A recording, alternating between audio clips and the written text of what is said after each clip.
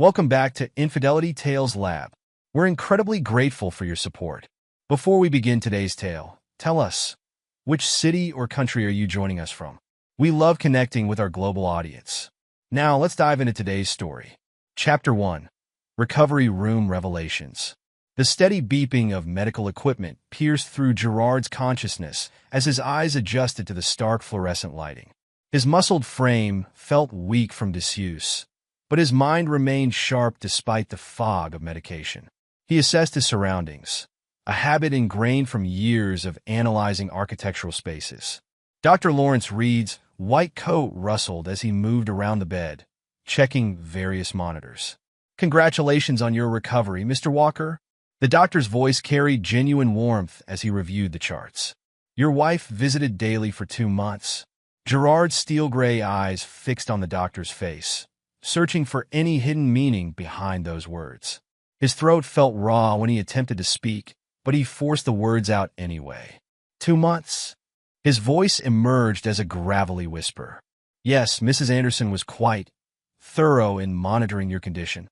Dr. Reed's slight hesitation didn't go unnoticed.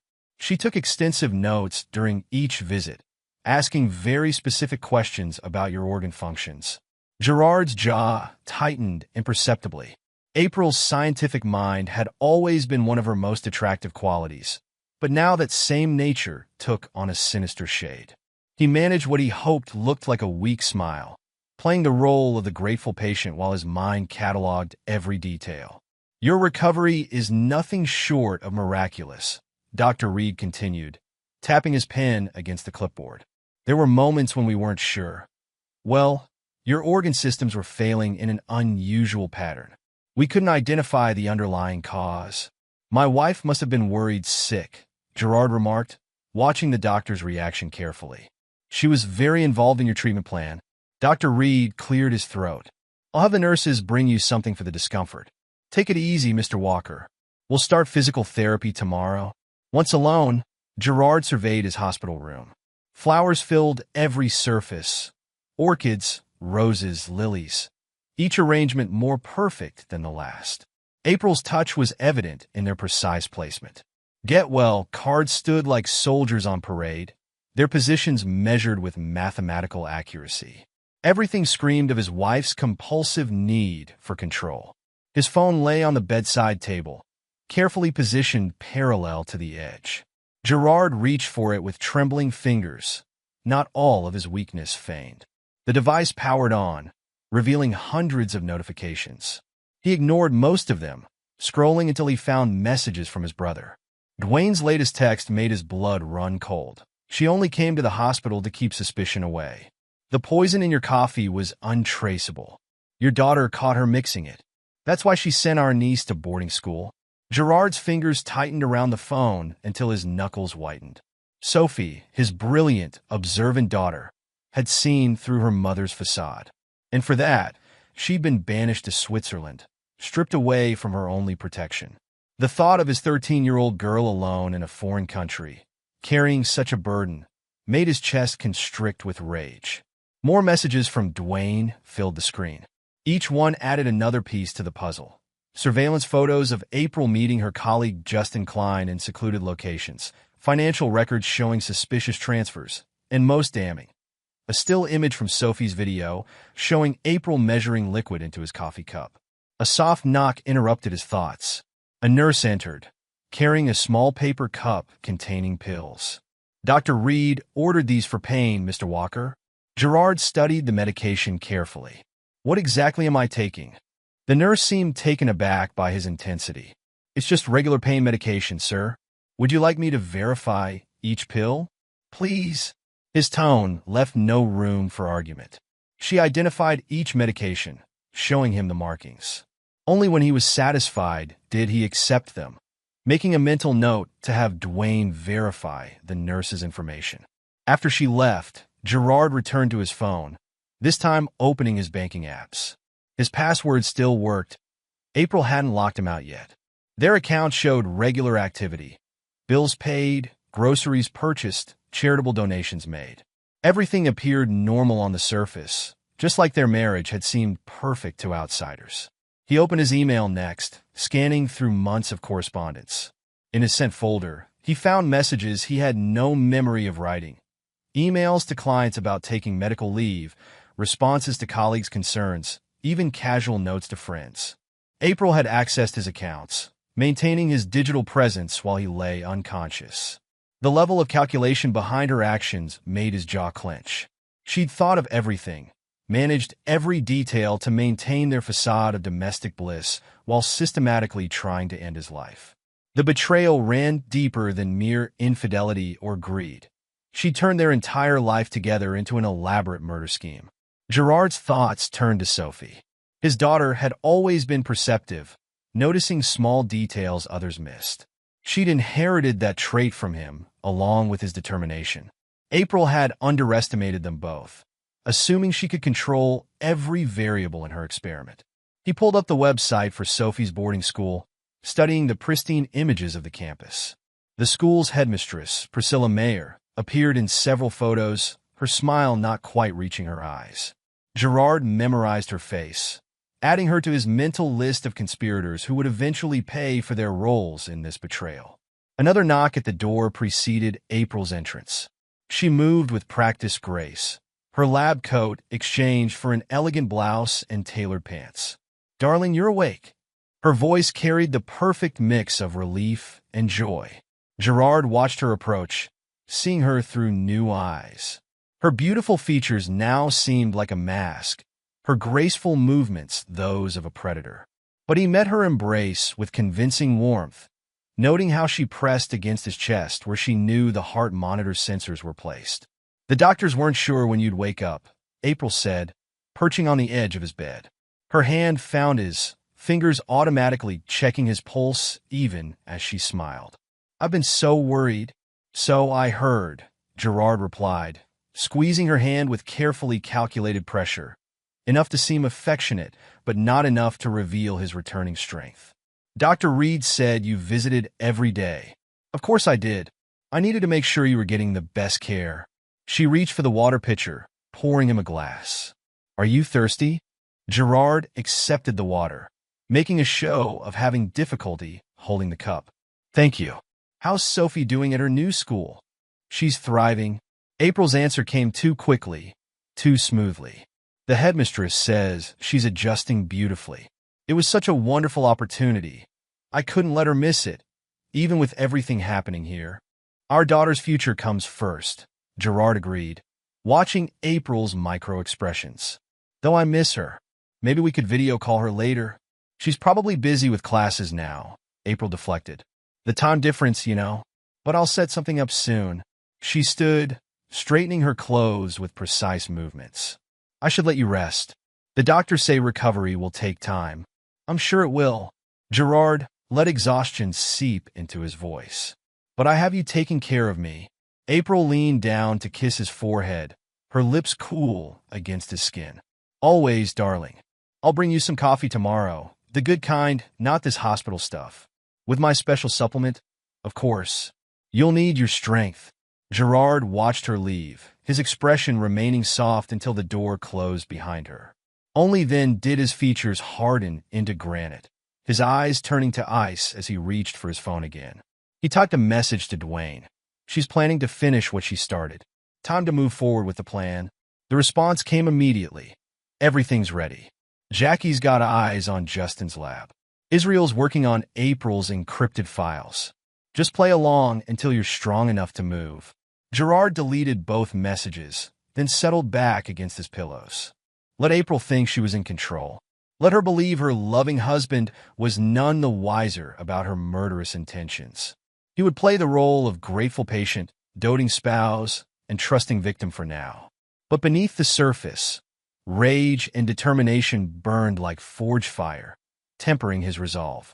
April and her conspirators would learn the costly error of their assumption that trust equated to weakness. They had tried to destroy him, sent his daughter into exile, and corrupted everything he had built. Gerard closed his eyes, his mind already mapping out the steps to his revenge. They would pay all of them, not just April and Justin, but everyone involved in the conspiracy. He would dismantle their operation piece by piece, destroy their lives as they had attempted to destroy his. But first he needed to get stronger, needed to gather evidence, needed to ensure Sophie's safety. Then, and only then, would he show them that they had created their own destruction by betraying the wrong man. Chapter 2. The Perfect Life Unraveled. Gerard stood at the window of his hospital room, testing his returning strength as he surveyed the city below. Boston's skyline stretched before him, including several buildings he had designed. His latest project, the sustainable skyscraper that would redefine the city's architectural landscape, was already under construction. He could see the skeleton of its framework rising in the distance. The door opened behind him, and he heard the familiar click of April's heels on the floor. He didn't turn immediately, using the window's reflection to observe her. She carried a thermal cup, steam rising from its contents. "You shouldn't be up yet," April chided, setting the coffee on the bedside table. "The doctor said you need rest." Gerard turned, measuring his movements to appear slightly unsteady. "I've been resting for 2 months. Besides, I needed to check on the Richardson Tower's progress." He gestured toward the construction site. April's hands found his arm, guiding him back to the bed with gentle insistence. "The project can wait. Your health comes first." She pressed the coffee cup into his hands. "Here, I brought your favorite blend with my special supplement. It'll help rebuild your strength." Gerard lifted the cup to his face, inhaling the aroma while watching April over its rim. The coffee smelled normal, but he knew better now. "You always take such good care of me," he said, pretending to take a sip. "Someone has to," April replied, adjusting his pillows. "You'd work yourself to death otherwise." The irony of her statement wasn't lost on him. While she fussed with his bedding, Gerard carefully emptied some of the coffee into the plant beside his bed when she wasn't looking. He'd been doing this for days, maintaining the illusion of drinking her poison brew while actually disposing of it. "Speaking of work," April continued, "Justin asked about you. He's been concerned." Gerard's hand tightened fractionally around the cup. "That's thoughtful of him. How are things at the lab?" "Busy. We're making breakthrough progress on our research." April's eyes lit up with genuine enthusiasm. "The potential applications are extraordinary. We're developing compounds that could revolutionize treatment protocols." "Compounds that can't be traced?" Gerard asked innocently, watching her reaction. April's smile didn't waver, but something flickered in her eyes. "Among other properties, the goal is to create treatments that work with the body's natural processes." "Like organ failure?" The question came out casual, curious. "In a way." April checked her watch. "I should get back to the lab. Will you be okay?" Gerard nodded, raising the coffee cup slightly. "Thanks to your special blend." After she left, Gerard pulled out his phone and typed a quick message to Israel Gilmore. "Need access to their research files. Full encryption breakdown." The response came quickly. "Working on it. Their security is sophisticated. Give me 48 hours. Gerard deleted the exchange and settled back, his mind working through the puzzle pieces. April's research facility had an impeccable reputation. Their official projects were legitimately groundbreaking. The perfect cover for something more sinister. A knock at the door preceded the entrance of Jackie Cherry, the private investigator Dwayne had hired. She was dressed as a nurse, her observant eyes taking in every detail of the room. "Mr. Walker," she said for the benefit of anyone who might overhear, "time to check your vitals." Once the door was closed, Jackie's professional demeanor shifted. "We've been monitoring Dr. Klein's lab. After hours, there's significant activity in a secured section that doesn't appear in any official blueprints." Gerard's expression hardened. "Show me." Jackie pulled out a tablet, displaying surveillance photos. "The security is heavy, but we managed to get thermal imaging. The power consumption doesn't match their reported research activities. They're running a second lab," Gerard concluded, studying the images. "What about their shipping manifests?" "Multiple irregularities. Materials coming in through various shell companies. Nothing technically illegal, but when you put the pieces together." She swiped through several documents. "They're acquiring everything needed for sophisticated poison development." Gerard's jaw tightened as he remembered April's daily visits during his coma, her detailed discussions with his doctors. She was documenting everything. My symptoms, organ failure patterns, response to treatments. I was her test subject. Not just you, Jackie revealed, pulling up another file. We've identified similar cases across the country. Wealthy individuals, seemingly natural deaths, significant estate transfers. In each case, a substantial portion of the inheritance was donated to research foundations. Foundations controlled by Justin Klein. Gerard finished, the pattern becoming clear. Jackie nodded. They're using the foundations to launder the money. The donations look legitimate on paper, but the funds are being channeled through a complex network of accounts. Gerard absorbed this information, his anger crystallizing into cold determination. What about Sophie? Have you confirmed her location? The boarding school is secure, but we have eyes on her. She's safe for now, but... Jackie hesitated. But what? The school's headmistress, Priscilla Mayer. She has connections to your wife's past research. They worked together at a private facility before it was shut down under suspicious circumstances. Gerard's expression darkened. Sophie's not just away at school. She's being held to ensure April's control over the situation. It appears so, but your daughter's smart. She's managed to document everything she witnessed before being sent away. Dwayne has the evidence secured. Gerard stood, moving to the window again. His reflection showed a man whose perfect life had been built on lies, whose trusted partner had turned their marriage into a cover for murder. But beneath the surface of the betrayed husband was something harder, more dangerous. A man who would stop at nothing to protect his daughter and destroy those who had betrayed him. Jackie, he said, his voice carrying an edge of steel, I need everything. Connection, transaction, person involved in this operation. No detail is too small. Already on it. But Mr. Walker.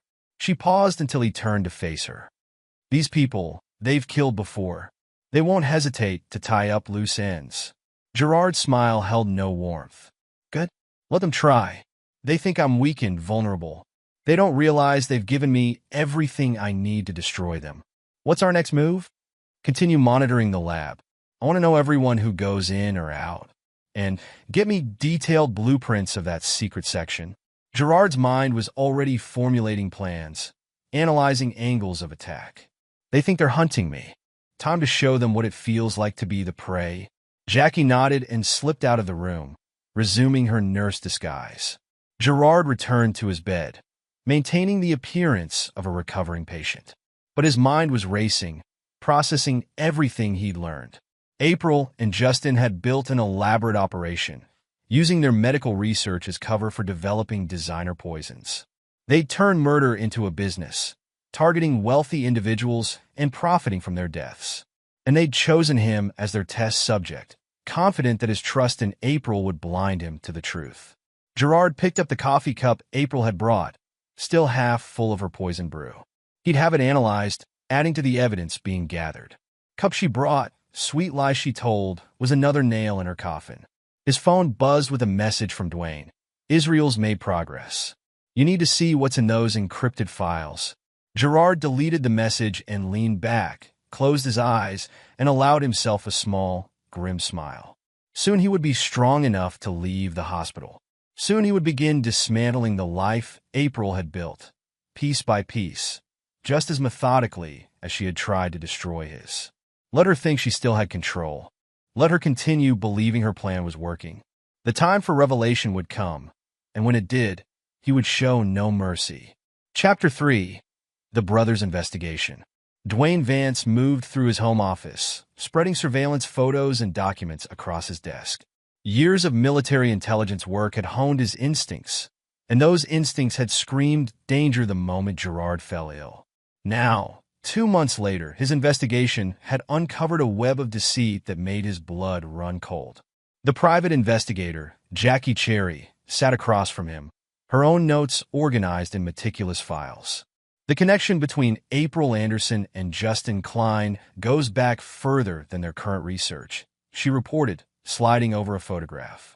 They worked together on classified projects for a private pharmaceutical company 15 years ago. Dwayne studied the old photograph, showing a younger April and Justin at a research facility. What happened to the company? Officially? Bankruptcy after failed drug trials. Jackie's expression hardened.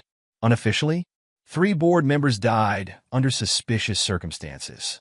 Natural causes, according to death certificates. Their first victims, Dwayne concluded, adding the photo to his evidence wall. What about the video from Sophie? Jackie pulled out her laptop, bringing up a file. Your niece was smart. She used her phone to record this the day before April sent her away. Watch.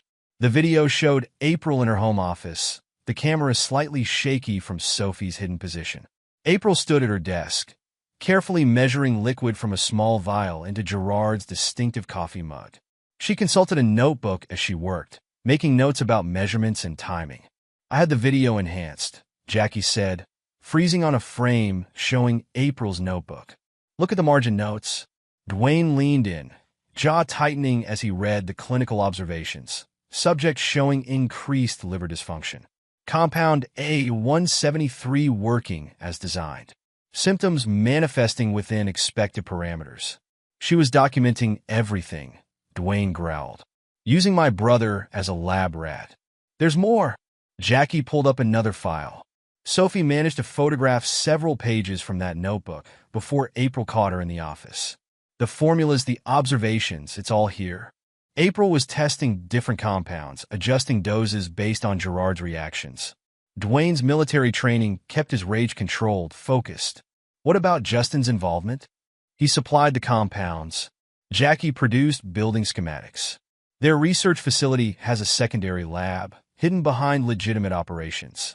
We've tracked unauthorized deliveries, unusual power consumption patterns, and irregular waste disposal.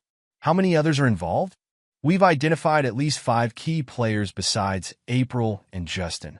Jackie laid out photographs. Dr. Priscilla Mayer runs the boarding school where Sophie's being held. She's their containment specialist. Keeps potential witnesses isolated and controlled. Dwayne added the photo to his wall. The school's not just for education. No.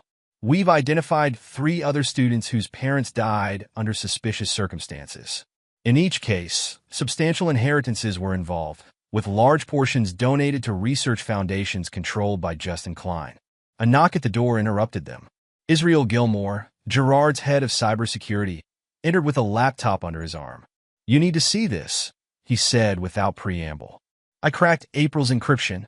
The 3 gathered around as Israel pulled up files.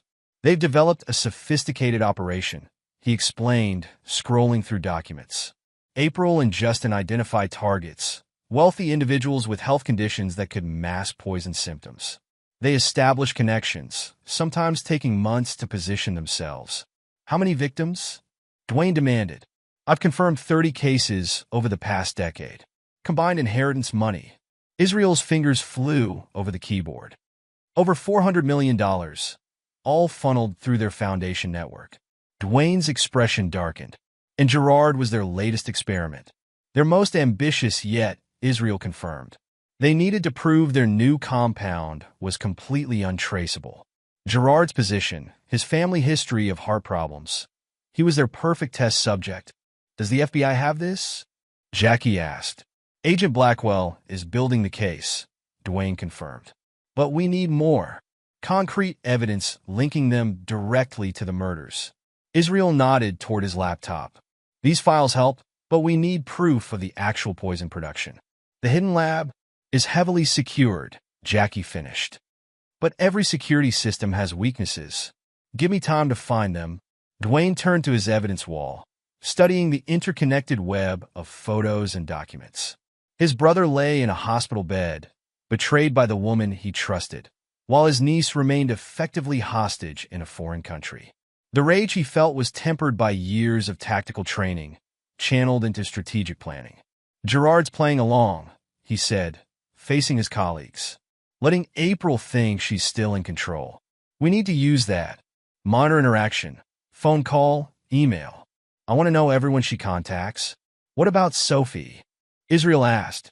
Keep our surveillance on the school discreet. Sophie's smart. She knows to be careful. April can't suspect we have any contact with her. Jackie gathered her files. I'll focus on the lab. If we can access their production facility. No one moves without authorization, Dwayne cut in. These people are killers. Professional, methodical, and well-connected. We gather evidence, build our case, and when we move, his expression hardened. We take them all down at once. The three worked late into the night, piecing together evidence, tracking connections, and building a case that would destroy not just April and Justin, but their entire network. Dwayne knew his brother's reputation as a shrewd businessman, had seen his ruthless efficiency in the corporate world. But April's betrayal had awakened something darker, more dangerous. When Gerard was strong enough to leave the hospital, he would want more than justice. He would want complete destruction of everyone involved in the conspiracy. Dwayne's job was to ensure all the pieces were in place for that revenge. His phone buzzed with a message from Gerard. April brought more coffee today. Same routine. How close are we? Dwayne typed back, evidence mounting. Israel cracked her files. Full operation details coming soon. Stay patient. Deleting the exchange, Dwayne returned to his evidence wall. April Anderson had made a fatal mistake in targeting his brother. She thought she was dealing with a trusting, unsuspecting victim. Instead, she had created an implacable enemy who would stop at nothing to destroy her. The perfect life she had crafted so carefully was about to unravel, thread by thread, until nothing remained but the truth of her crimes. And when it did, she would learn that the man she tried to murder had emerged stronger, more dangerous, and completely devoid of mercy. Dwayne allowed himself a grim smile as he added another surveillance photo to his wall. Let April play her games for now.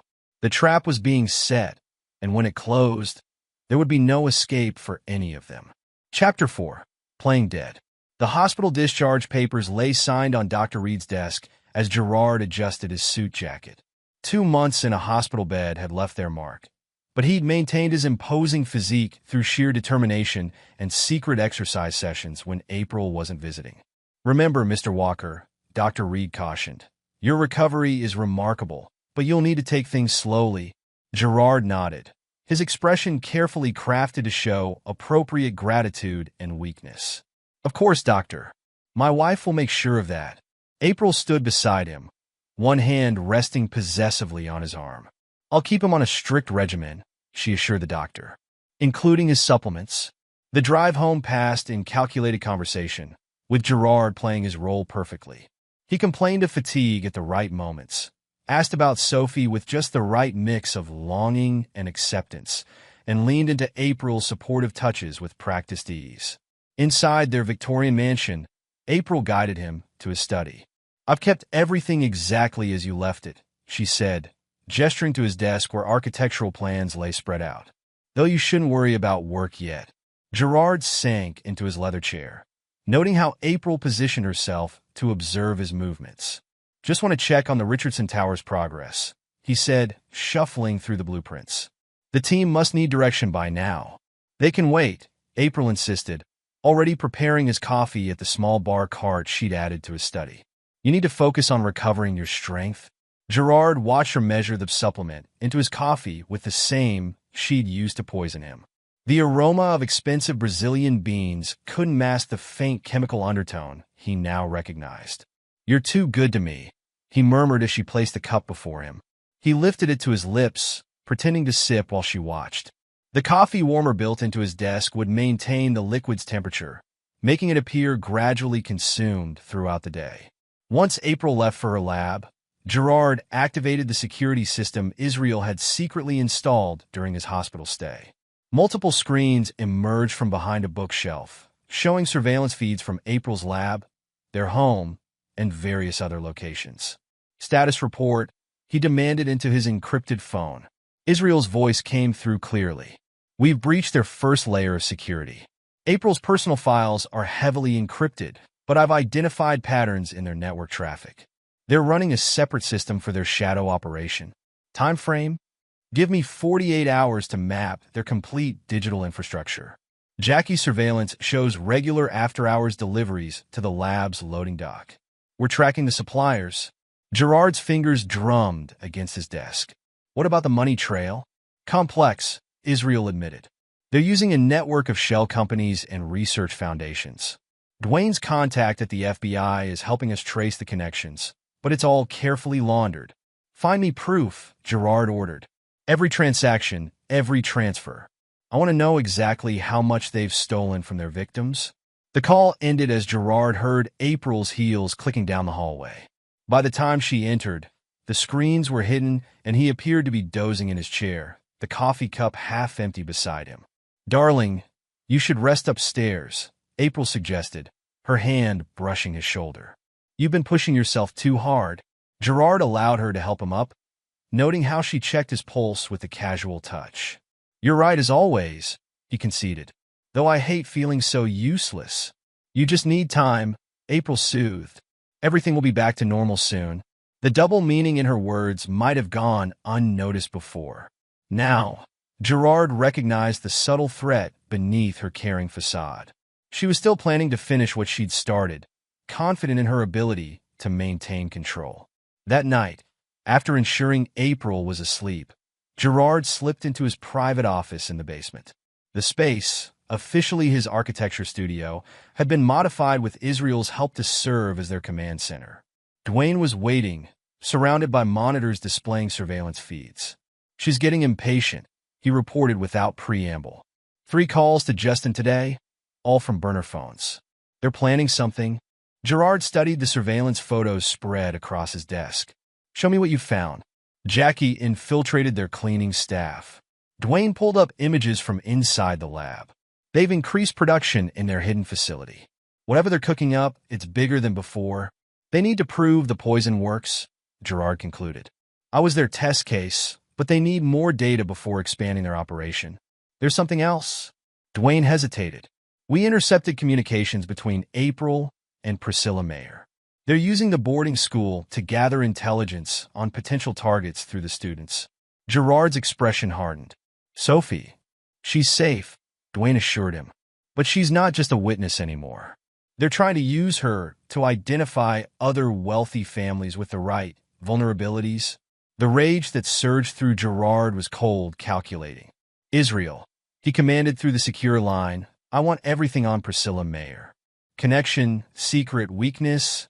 "Already compiling the data," Israel responded. "But there's a complication.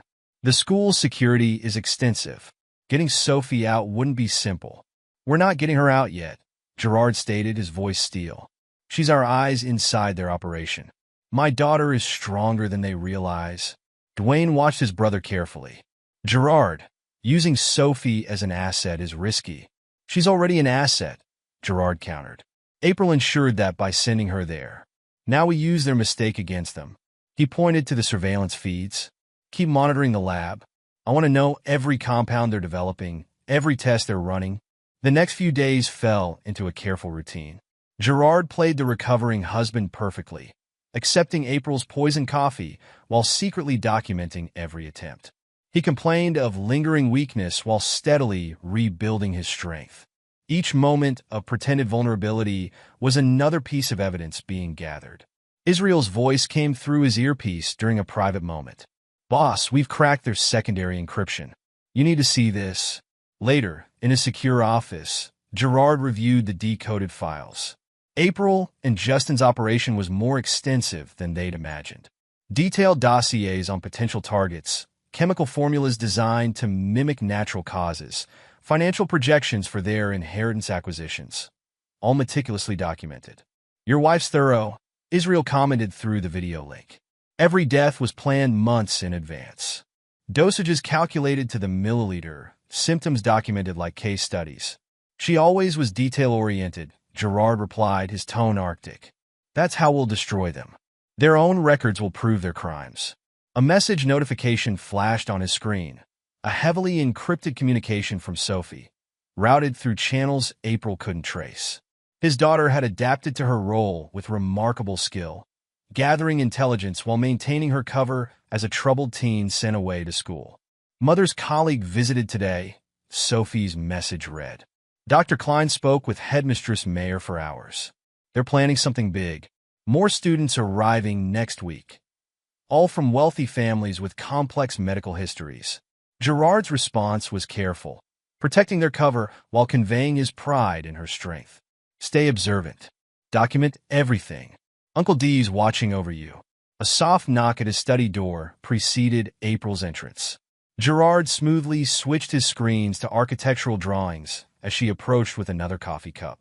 "You're looking stronger," she observed, studying his movements.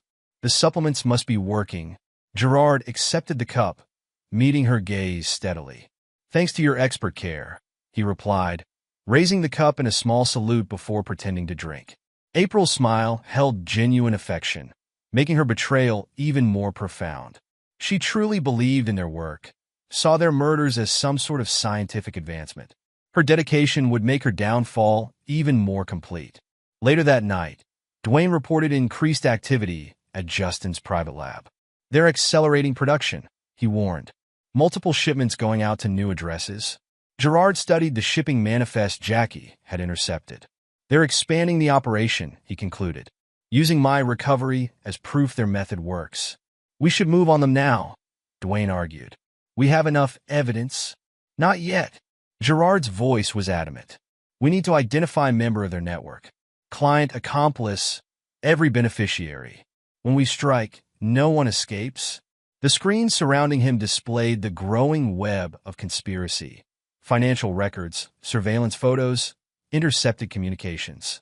April and Justin had spent years building their operation, using their medical research as cover for calculated murder. "Keep watching," Gerard ordered. "Monitor transaction, phone call, meeting. I want to know their next target before they do." He turned to the chemical analysis of April's latest supplement, comparing it to the previous samples. She was adjusting the formula, refining it based on his supposed symptoms. Each cup of coffee was another attempt to perfect her poison, unaware that her meticulousness was building the case against her. Gerard allowed himself a cold smile as he reviewed their progress. Let April think she was maintaining control. Let her believe her husband remained ignorant of her true nature. Her confidence would be her undoing, and when the trap finally closed, her own detailed records would ensure her destruction. The game of deception continued, each move carefully calculated. Gerard played his role, while beneath the surface, he orchestrated their downfall with the same ruthless efficiency that had made him a titan of industry. April had chosen him as a test subject, believing his trust made him weak. Soon she would learn that she had created something far more dangerous, a man who had transformed betrayal into a weapon, and who would show no mercy when the time for revelation finally came. Chapter 5. The Daughter's Role. Sophie Anderson sat at her desk in the Swiss boarding school, her tablet propped carefully to hide her true activities from casual observation. The device, provided by her uncle Dwayne through secure channels, appeared to display homework, but actually ran sophisticated monitoring software. "New arrival today," she typed into an encrypted messaging app. "Amanda Chun, age 14. Father owns biotech companies in Singapore." The response from her father came quickly. Background: father diagnosed with early-onset Parkinson's. Mother deceased. Headmistress Mayer personally handled her enrollment. Sophie maintained her cover as the troubled teenager, playing her role with an intelligence that would have made her father proud. During classes, she appeared distracted and emotionally distant, exactly what everyone expected from a girl suddenly sent abroad by her family. But her mind never stopped working.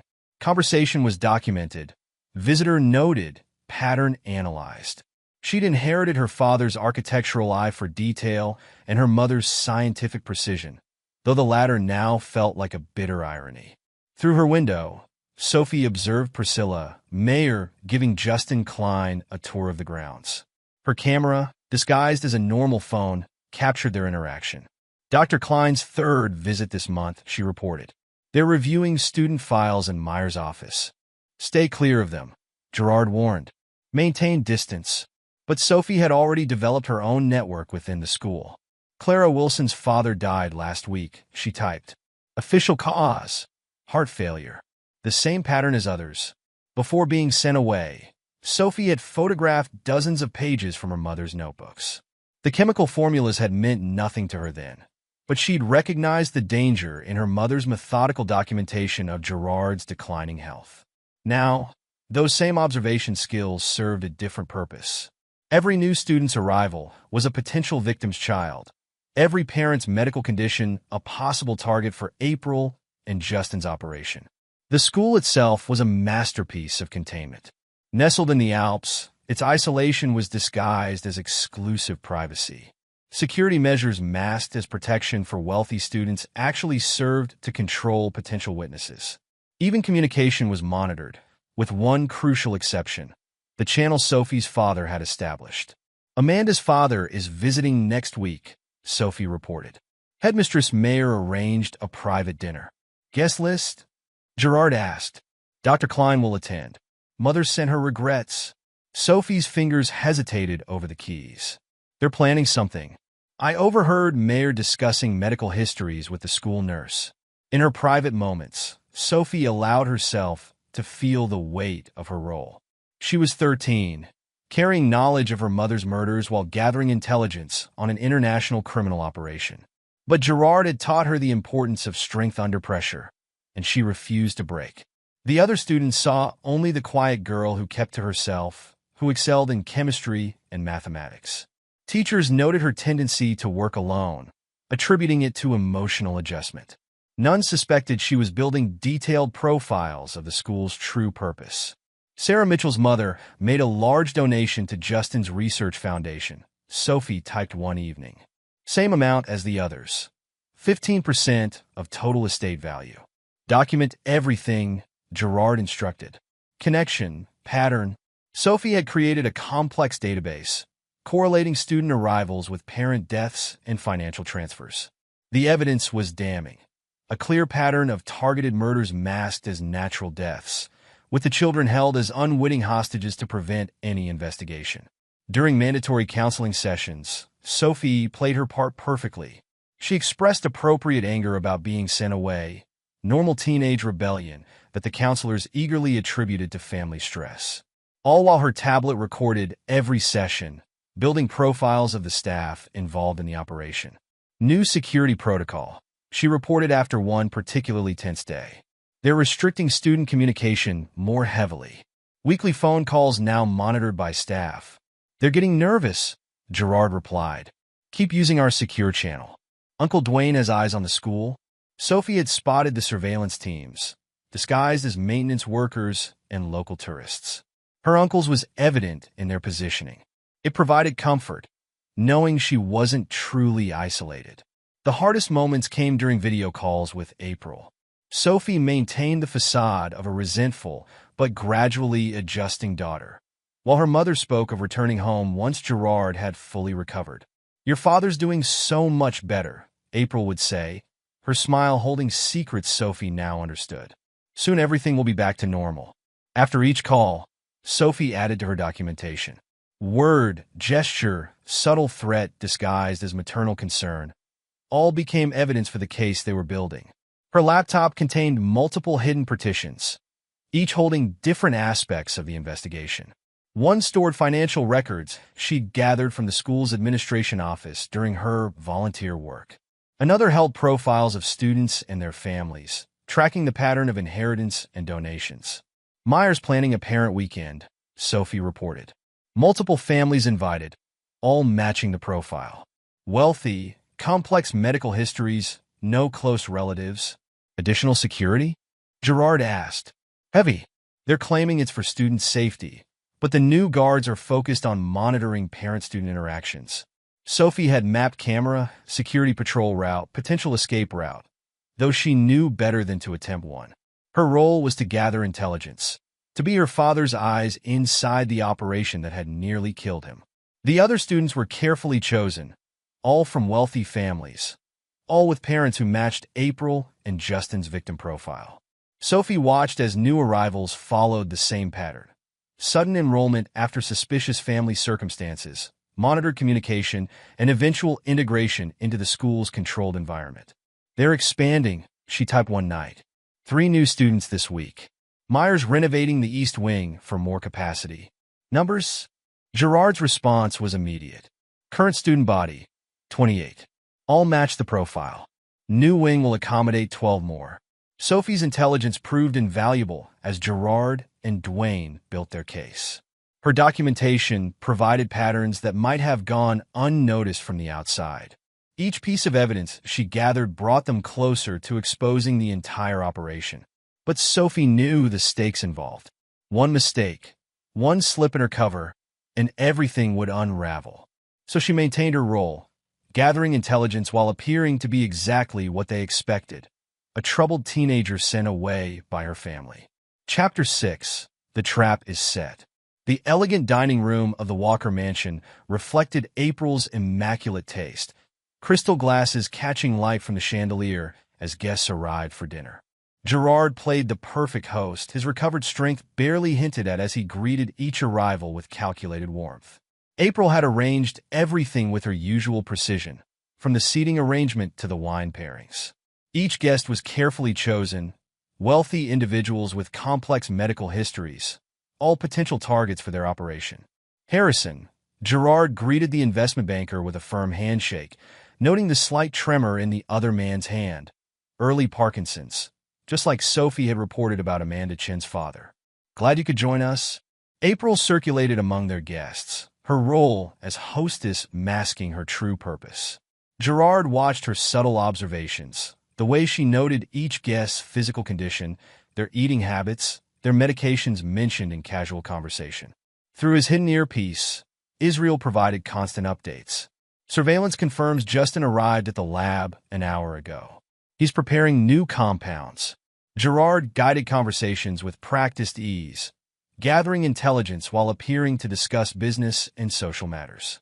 Each guest revealed vulnerabilities without realizing it, sharing medical concerns and financial details that April and Justin would use to plan their next moves. The Richardson Tower project is proceeding ahead of schedule, Gerard announced over dinner, using shop talk as cover while studying his guests' reactions. Though my recent illness has given me new perspective on work-life balance. We were all so worried, Margaret Whitman said, her own hands shaking slightly as she reached for her wine. Another potential target, recently diagnosed with a neurological condition. April was a pillar of strength through it all. April squeezed Gerard's hand, the gesture seeming loving to their guests, but carrying dark undertones he now recognized. We have to treasure every moment, she said, her words heavy with hidden meaning. In his study after dinner, Gerard reviewed the evening's intelligence with his team. 3 new targets identified, he reported to Dwayne through their secure channel, all matching their victim profile. Jackie's surveillance shows increased activity at Justin's lab, Dwayne responded. They're preparing for multiple operations. The evidence mounted with each passing day. Financial records, surveillance footage, intercepted communications, all pointing to an expansion of their poisoning operation. April and Justin grew more confident, believing Gerard's apparent ignorance gave them freedom to move forward. Israel's cybersecurity team tracked every digital footprint. They're establishing new shell companies, he reported, setting up foundations to handle larger inheritance transfers. Gerard maintained his performance flawlessly, accepting April's poisoned coffee each morning while gathering proof of her attempts. Each cup was analyzed, the compounds documented, building an irrefutable case against her and her entire network. The trap was nearly ready. Every player was in position, every piece of evidence carefully gathered and verified. Gerard's apparent vulnerability had drawn them into expanding their operation, making them vulnerable to exposure. FBI agent Bobby Blackwell sat across from Gerard in his secure basement office, her sharp eyes taking in the wall of evidence they'd accumulated. Her reputation for dismantling complex criminal enterprises had made her Dwayne's first choice for the investigation. Your brother's surveillance operation is impressive, she noted, reviewing the financial records. But we need concrete proof linking the deaths to the poison production. Gerard pulled up the chemical analysis of April's latest attempt. Each cup of coffee she gives me is documented and analyzed.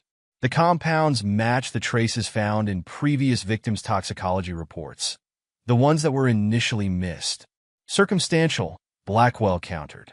We need production records, shipping manifests, direct evidence of their involvement in the deaths. Sophie's intelligence from the school gives us their victim selection process, Gerard argued. The pattern is clear: wealthy targets, complex medical histories, children sent to Myers School as insurance. Blackwell's expression remained professionally neutral. Building a RICO case takes time. One mistake, and they could slip through the cracks. We need everything documented, every connection verified. Time isn't on our side, Gerard pressed. They're expanding their operation. More targets being identified every week, which is exactly why we can't move too soon. Blackwell's tone was firm. Your wife and Klein have powerful connections. When we take them down, it has to be airtight. No escape routes, no legal loopholes. Gerard understood the logic, even as it tested his patience. What do you need? Keep playing your role. Let them think they're in control. Blackwell gathered her notes. Cup of coffee, dinner party conversation, financial transaction, document everything. Build the pattern that connects them directly to each death. Through it all, Gerard maintained his performance. Though beneath his cultivated facade burned a cold rage that would accept nothing less than complete destruction of everyone involved in the conspiracy. With Blackwell's help, they would build a case that would ensure April and her entire network faced justice for their crimes. The operation continued, each piece of evidence bringing them closer to their goal. April and Justin believed they were hunting wealthy prey, unaware that every move they made was being documented, every action building the case that would lead to their downfall. Chapter 7: The Counterstrike. Gerard stood at the podium of Boston's Architectural Society, his presence commanding attention as he announced his official return to work. Reporters filled the room. Cameras focused on the prominent architect who had mysteriously fallen ill and made a miraculous recovery. The Richardson Tower project continues on schedule, he declared, his voice strong despite the slight tremor he carefully allowed to show in his hand. My team has maintained our excellence during my absence. In the audience, April watched with professional concern, noting every subtle sign of weakness her husband displayed. Justin sat beside her, their expressions perfectly masked as Gerard detailed his ongoing recovery and apparent determination to push through lingering health issues. The press conference had been meticulously planned. Each symptom Gerard displayed was calculated to suggest his liver was failing, a common target of April's poisons. His medical records, carefully altered with help from Dr. Reed, showed elevated enzyme levels that would attract April's scientific interest. Back in his office, Gerard reviewed the operation's final preparations with Agent Blackwell. April took the bait, he reported. She's already contacted Justin about adjusting the formula. Blackwell nodded, her laptop displaying surveillance feeds from multiple locations. We're monitoring their lab activity. Dr. Butler's team is ready with the modified compounds. Dr. Juana Butler, a brilliant chemist who had once rejected Justin's attempts to recruit her, had developed traceable variants of April's poisons. These compounds would appear identical to their original formulas, but would leave unmistakable evidence of deliberate poisoning. Exchange is scheduled for tonight, Israel reported through the secure line. Jackie's team tracked their supplier to a warehouse in South Boston. Gerard's expression remained stone-cold as he reviewed the tactical plan. Everything gets replaced. I want their entire supply compromised. The operation proceeded. While April attended a research conference, FBI teams under Blackwell's command moved into position around Justin's private lab. Dr. Butler's team, disguised as maintenance workers, accessed the facility through routes Gerard had identified using his architectural expertise. Target areas located, came the report through Gerard's earpiece. Proceeding with replacement. Vial, sample, batch of April's carefully crafted poisons was systematically exchanged for Butler's traceable variants. The substitution would be undetectable until the moment they chose to reveal it. Secondary teams in position at all storage locations, Dwayne confirmed. No chance of them accessing clean samples. Gerard monitored the operation from his command center, surrounded by screens showing various surveillance feeds. He had transformed his architectural eye for detail into a weapon, using his understanding of building systems to ensure every aspect of April and Justin's operation was compromised. Sophie reports increased activity at the school, Israel added. Myers scheduling more parent visits. They're accelerating their timeline, Gerard concluded. How many potential targets? 5 families identified in the last week alone, all matching their victim profile. Gerard's jaw tightened. Time to force their hand. The next phase began immediately. Gerard started displaying more pronounced symptoms, ensuring April noticed his deteriorating condition.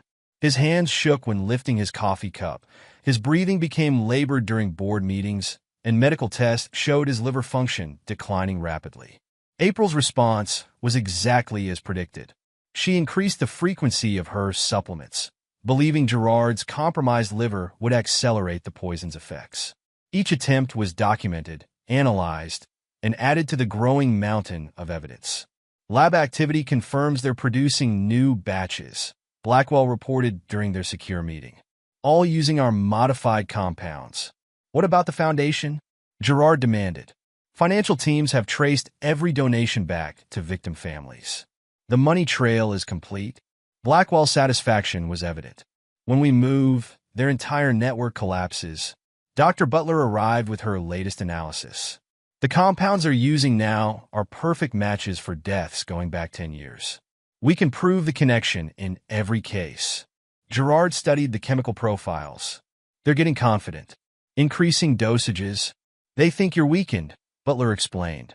The liver damage makes you appear more vulnerable to the toxins. The trap was nearly ready. Every piece had been positioned with the same ruthless precision April had once used to plan his death. But where she had seen his trust as weakness, Gerard had transformed it into a weapon, using her own confidence against her.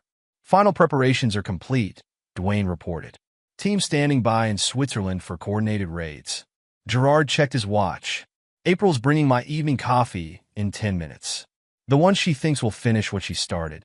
Blackwell's team moved into final positions, hidden throughout the mansion. Every room was under surveillance, every exit covered. They would document April's last attempt at murder before taking down the entire operation.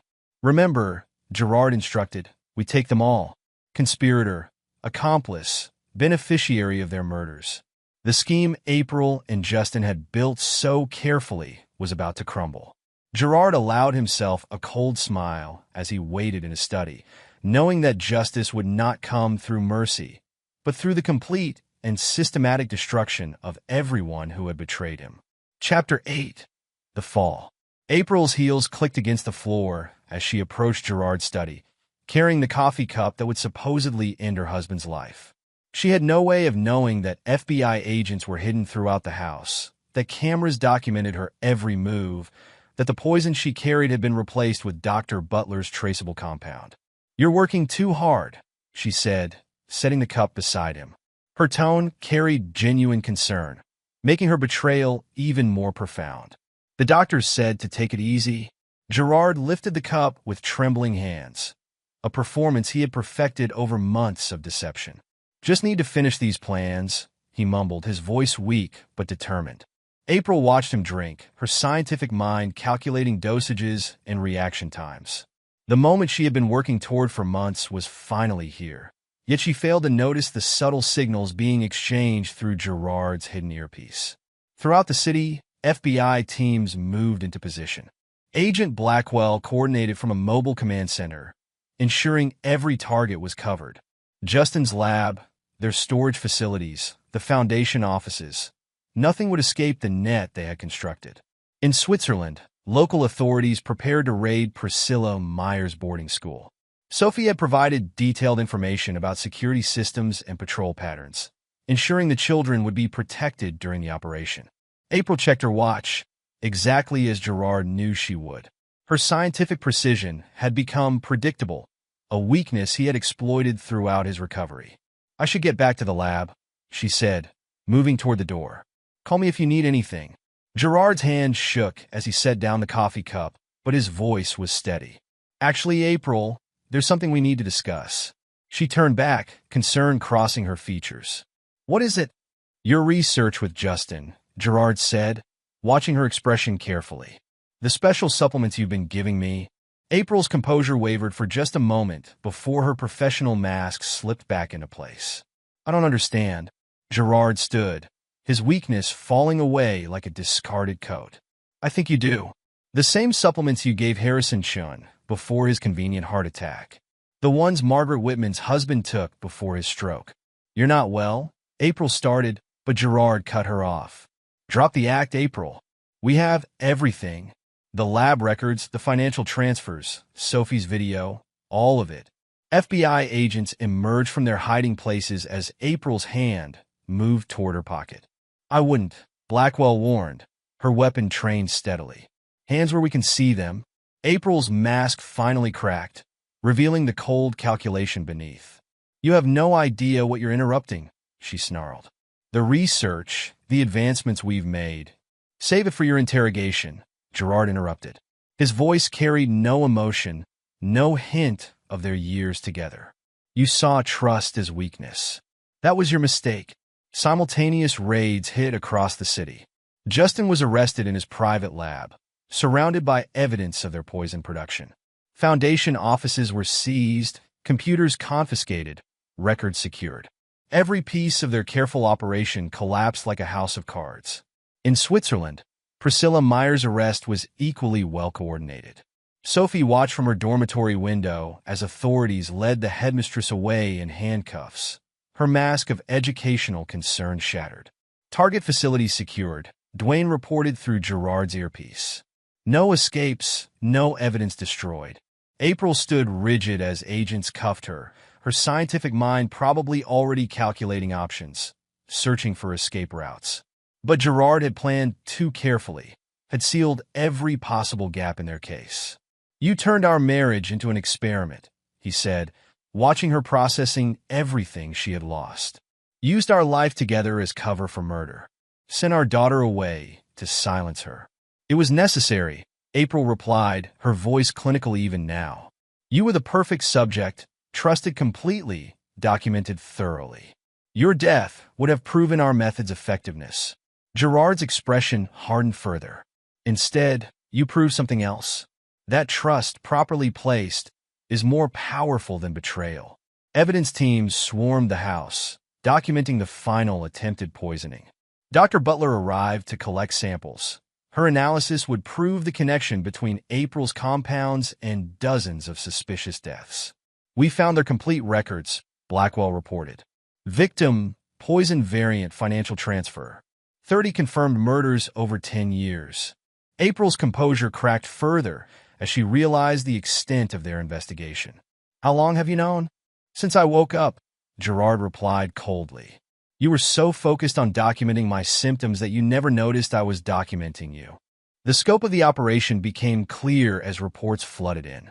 Shell companies exposed, offshore accounts frozen, conspirators arrested across 3 continents. The organization April and Justin had built so carefully was being dismantled piece by piece. Sophie's testimony alone would have convicted you, Gerard continued, watching April's reaction to their daughter's name. The videos she recorded, the documents she copied. She saw through your facade before anyone else. April's mask finally shattered completely. She was supposed to be contained. Priscilla assured me that she'd keep our daughter silent. Gerard's voice could have frozen flame. Sophie is stronger than you ever realized. She helped bring down your entire operation while you thought she was safely locked away. Blackwell stepped forward with additional charges. We're adding attempted murder, conspiracy, and RICO violations to the list. The DA is pursuing maximum sentences. Gerard watched impassively as April was led away, her perfect world collapsing around her. The woman who had shared his life, raised their daughter, and meticulously planned his death would never see freedom again. Sir, Israel reported, we've seized their research data. Dr. Butler's team is already analyzing the compounds. We'll be able to prove connection to every death. Chapter 9, Justice Served. The federal courthouse buzzed with tension as the verdicts were read. April, Justin, and their co-conspirators stood emotionless as the judge pronounced multiple life sentences.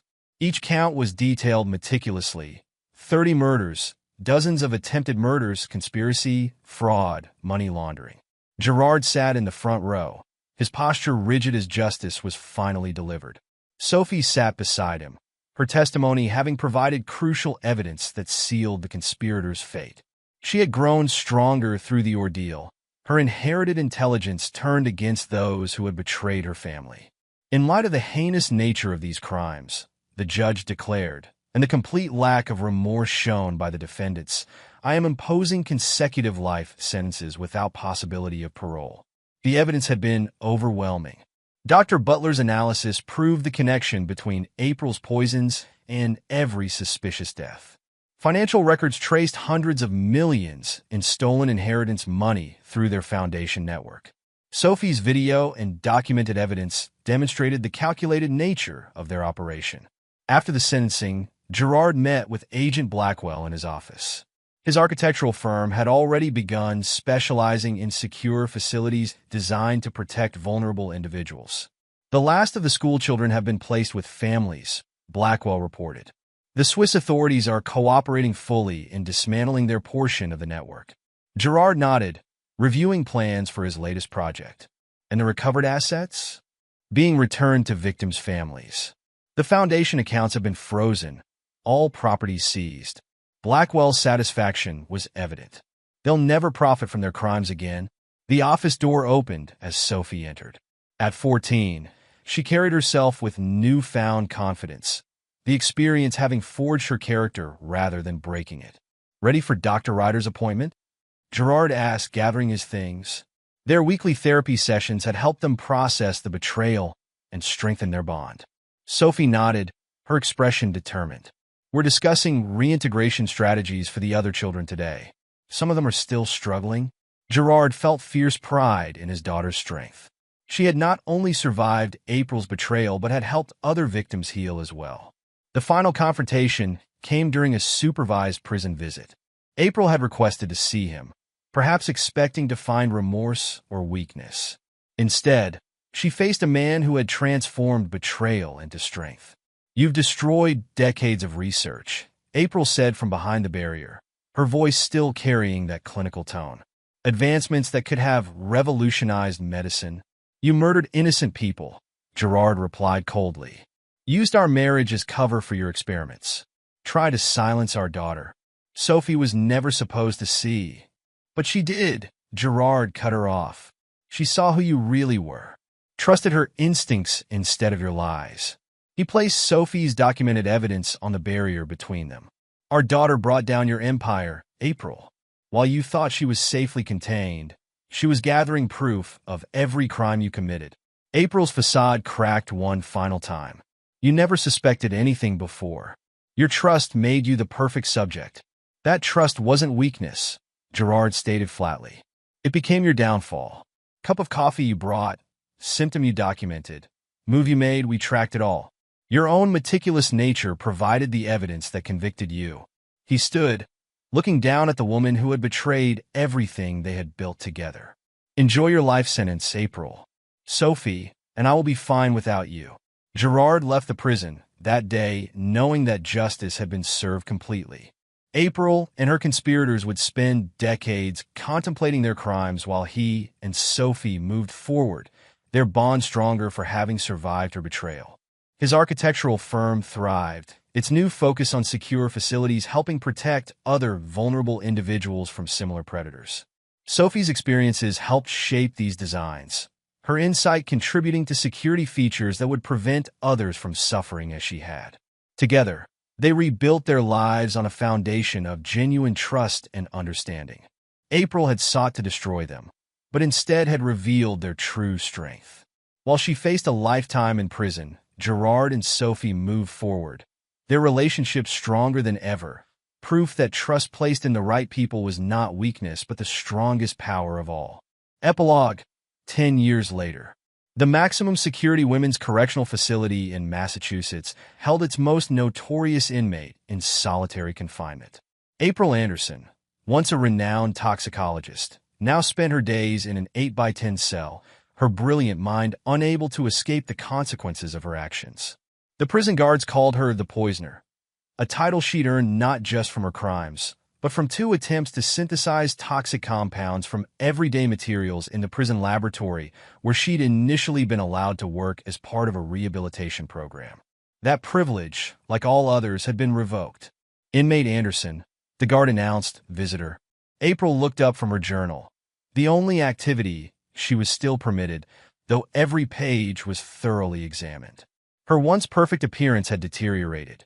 Prison life had stripped away her carefully maintained facade. Gerard Walker sat on the other side of the reinforced barrier, his presence as commanding as ever. At 55, he'd only grown more powerful. His architectural firm, Walker Security Designs, had revolutionized protective infrastructure globally. "Still writing your memoirs?" he asked, noting her journal. "Documenting my research," April replied, her voice hoarse from disuse. "They can't stop me from remembering the formulas." "That's why you're in solitary," Gerard stated flatly. "3 researchers dead from trying to replicate your work using your coded notes. Did you think I wouldn't recognize what you were doing?" April's eyes narrowed. "You've destroyed decades of scientific advancement. The applications were never about advancement," Gerard cut her off. "Your partner made that clear at his execution." Justin Klein had faced the death penalty in Texas, where 3 of their victims had died. His final statement had revealed the true depth of their operation. Not medical research, but a calculated business of death for profit. "How's our daughter?" April asked, changing tactics. Gerard's expression hardened further. "Dr. Sophie Walker earned her Ph.D. in biochemistry last year. She's revolutionizing toxin detection methods, making it impossible for people like you to poison others undetected." The mention of Sophie's achievements made April flinch. Their daughter had transformed her traumatic experience into a force for good, working with law enforcement agencies worldwide to prevent similar crimes. "She's married now," Gerard continued, knowing each detail would cut deep. "You weren't invited to the wedding, but Dwayne walked her down the aisle beside me. She's expecting her first child, a daughter she'll protect from manipulators like you." April's hands trembled slightly. "I have rights as a grandmother." "You have nothing," Gerard stated coldly. "Every appeal denied, every attempt at communication blocked. Sophie's restraining order is quite comprehensive." He placed a document on the barrier between them. "Sign it." "What is it?" "Final divorce decree. I'm getting remarried. The court required one last attempt at getting your signature, though it'll be approved either way." April stared at the paper. "Who is she?" "Dr. Juana Butler, the chemist who helped expose your operation. Sophie's mentor during her Ph.D. Gerard's tone carried no emotion. "She's everything you pretended to be. Brilliant, genuine, trustworthy." Miles away, in a private laboratory at Walker Security's research division, Dr. Sophie Walker reviewed test results with her team. Her detection system had just identified a potential poisoning attempt at a foreign embassy, preventing another tragedy.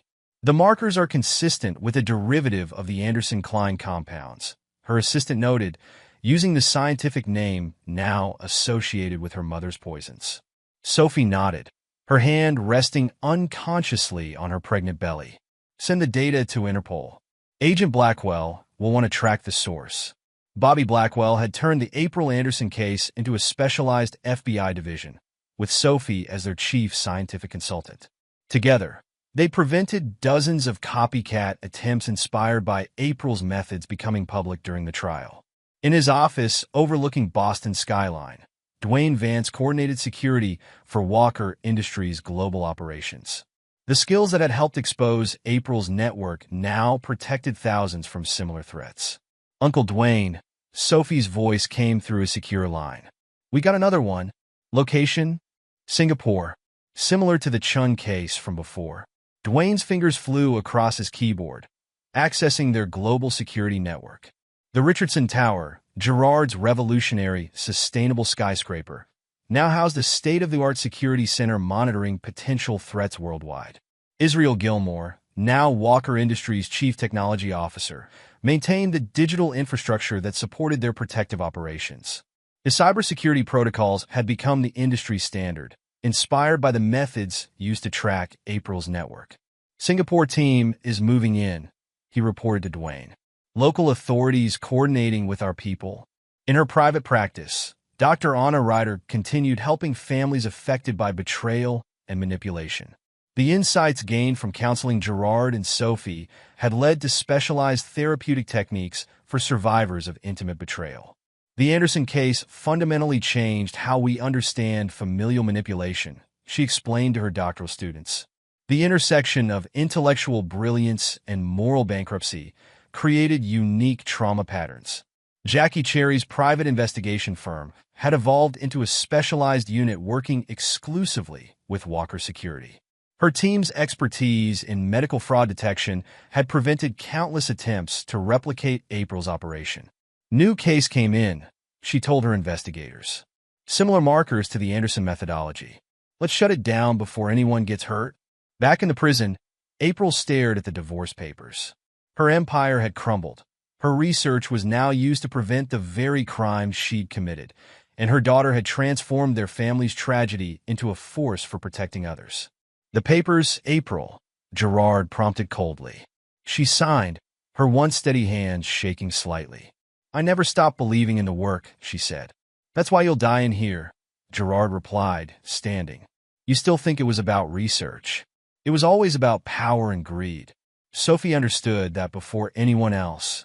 He gathered the papers, tucking them into his briefcase. This is the last time you'll see me, April. Sophie's law passed last month. Mandatory life sentences without parole for medical professionals who abuse their knowledge for murder. They're calling it the Anderson Act. April's facade cracked completely. All those years of work, decades of research, are now part of every law enforcement database worldwide, Gerard finished. Your formulas help identify killers instead of helping them murder. That's your legacy. He turned to leave, then paused. Sophie named her research center after Priscilla Meyer's victims, the children you helped in prison. Their stories train new scientists to spot and stop people like you. In Switzerland, the former boarding school had been transformed into a rehabilitation center for survivors of manipulation and abuse. The same halls that once contained witnesses now helped heal victims. Priscilla Meyer served her sentence in a different facility, her educational credentials revoked, her role in containing witness children earning her special restrictions. Like April, she was forbidden contact with minors, a punishment that recognized the particular cruelty of using children as leverage. The Walker-Butler household prepared for a celebration. Sophie's baby shower combined with Gerard and Juana's wedding announcement. The Victorian mansion had been completely renovated, every trace of April's presence removed. The new security lab results are promising, Juana told Gerard as they reviewed Sophie's latest research. Your daughter's detection methods are revolutionary. Gerard watched Sophie directing her team through a video conference, pride evident in his expression. She turned tragedy into protection for others. April never understood that kind of strength.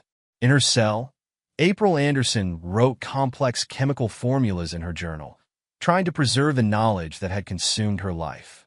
But with every passing day, her legacy shifted further from what she'd intended. Her poisons now helped catch killers, her methods trained preventive specialists, and her own daughter led the charge in ensuring no other family suffered as theirs had. Gerard's phone buzzed with a message from Sophie. Singapore attempt neutralized. 3 lives saved. Mom's formulas helped identify the poison before it was administered. He showed the message to Juana, who had become the mother figure Sophie deserved. Your detection modifications made that possible, he noted. Sophie did the hard part, Juana replied. She faced her trauma and transformed it into something powerful. The Walker family's tragedy had spawned a global network of protection. Gerard's architectural innovations, Sophie's scientific breakthroughs, Dwayne's security protocols, and Juana's chemical expertise combined to create an impenetrable defense against those who would follow April's path. April Anderson's name became synonymous not with scientific advancement as she'd hoped, but with the detection and prevention of intimate betrayal. Her quest for power and wealth had created instead a worldwide system for protecting potential victims. In her solitary cell, April read scientific journals that detailed her daughter's achievements. Sophie Walker's papers on toxin detection revolutionized forensic science. The Anderson-Walker detection protocol became standard procedure in suspicious death investigations. The final irony was that April's meticulous documentation of her crimes had provided the foundation for preventing similar attacks. Her detailed records helped identify potential victims before they could be harmed. Gerard and Juana's wedding took place in the same courthouse where April had been sentenced. Sophie served as maid of honor, her pregnant belly a symbol of the family's renewal. Dwayne, Israel, Jackie, and Bobby Blackwell attended as honored guests, each having played crucial roles in transforming tragedy into triumph. The Walker family legacy was no longer tainted by April's betrayal, but defined by their response to it. Gerard's ruthless pursuit of justice had evolved into a global protection network. Sophie's childhood trauma had fueled scientific breakthroughs. Even April's poisons had been transformed into tools for preventing murder. In the end, April Anderson's quest for power through poison had created something entirely different. An unshakable family bond strengthened by overcoming betrayal, and a worldwide system for protecting others from similar crimes. Her name would be remembered not as she'd intended, but as a warning of how trust, when betrayed, could forge something stronger than the poison meant to destroy it. And there you have it. Another story comes to an end. What did you think? I'd love to hear your thoughts in the comments below. If you enjoy this story, consider joining our community by subscribing. It means the world to us. For more stories like this one, check out the recommended videos on screen. And I'll see you there.